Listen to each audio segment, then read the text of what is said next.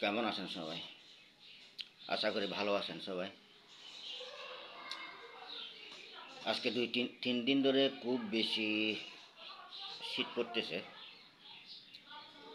ঠান্ডার জন্য সকালে একটু করে বাইরে এসে দেখি যে ভয়ঙ্কর শীত, কিন্তু বাসায় শীত না, কারণ বাসায় রাত্রি হলে ফ্যান চালাইতে হয়, সেরকম গরম। বাইরে হলে কিন্তু ঠান্ডা।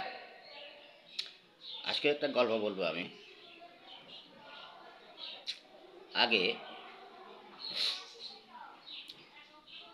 ৭৫-৭৬ সালে, তখন তো বেশিরভাগের মানুষ সনের সানি ঘরে বসবাস করত। তখন এক ফালকের মোড়ক, পালা মোড়ক, অনেক মোরগ মুরগি, একজাক মোরগ মুরগি নিয়ে অর্থাৎ জমিনে চড়তেছে। তখন নাকি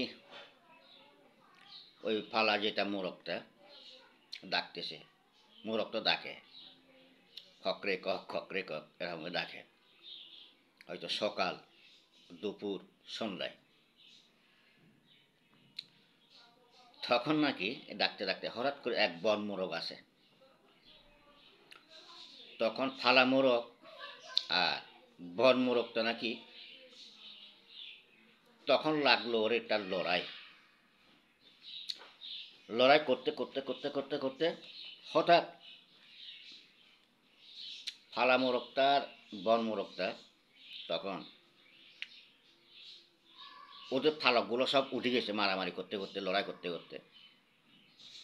তাও মারামারি করতেছে, লড়াই করতেছে, এরকম মারামারি লড়াই করতে করতে করতে হঠাৎ যে যে সামরাগুলো সব ঝরে গেছে, পড়ে গেছে। তখন তাও মারামারি করতেছে, এরকম মারামারি মারামারি করতে করতে লাস্টে মাংসগুলো ঝরে যাচ্ছে আস্তে আস্তে। মাংসগুলো যখন ঝরে যাচ্ছে, তাও মারামারি করতেছে, এরকম করতে করতে মাংসগুলো সব ঝরে গেছে। এখন শুধু হাড্ডিগুলো নিয়ে তখন তাও মারামারি করছে, শুধু হাড্ডিগুলা মারামারি করতে করতে হঠাৎ এরকম ওটা কি একটা সোনার সানের ঘরের পাশে গেছে। ওই দুইটা মোরগের হাড্ডিগুলো যে মারামারি করতেছে, হাড্ডিগুলার থেকে হঠাৎ করে আগুন উঠে যায়। আগুন উঠার পরে এখন সোনার সানি করা লাগলো আগুন, সব শেষ, এরকম ঘরটা পুড়ে গেছে। ওই ঘর থেকে আরেকটা, এরকম করতে করতে পুরো গ্রামটা পুড়ে গেল। তো লাস্টে কিরে থেকে আগুন উঠলো, থেকে আগুন উঠলো, দেখলো মানুষে, অনেকে বলতেছে আমরা দেখছি একটা আমাদের পালা মোরগ আর একটা কি বন মোরগ, হঠাৎ করে দুজনে দেখা হয়, এমন লড়াই দেখতেছি, পালকগুলো জ্বরে গেছে, সামরাগুলোও পড়ে গেছে, মাংসগুলো জ্বরে গেছে, এখন শুধু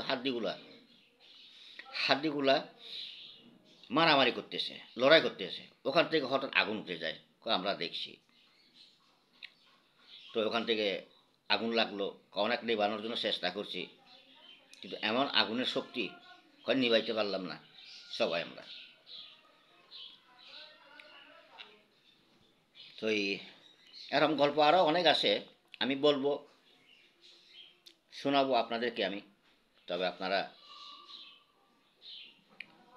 লাইক দিবেন, শেয়ার করবেন, কমেন্টে জানাবেন। আরও আসে অনেক গল্প, আমি শোনাবো আপনাদেরকে। তো ঠিক আছে, আপনারা সবাই ভালো থাকেন, সুস্থ থাকেন, সুন্দর থাকেন, হাসি মুখে থাকেন।